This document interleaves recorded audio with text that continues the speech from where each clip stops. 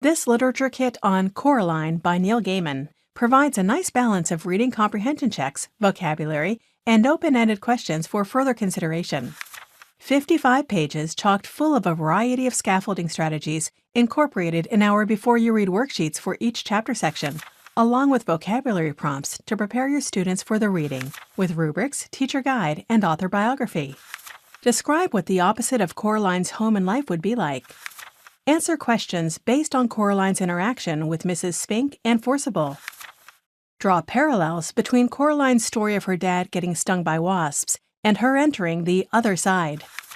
Describe a coping mechanism that you use to help when you're afraid. 6 additional writing tasks follow. Supplement an existing unit with in-depth writing tasks, such as designing your own dream home. A word search puzzle and comprehension quiz ends the unit. The easy marking answer key works by lining up perfectly with the matching question pages. 3 color posters, which are graphic organizers, completes the resource. Summarize all the instances of foreshadowing that occur in the novel. Visit our website to see more novel study guides just like it.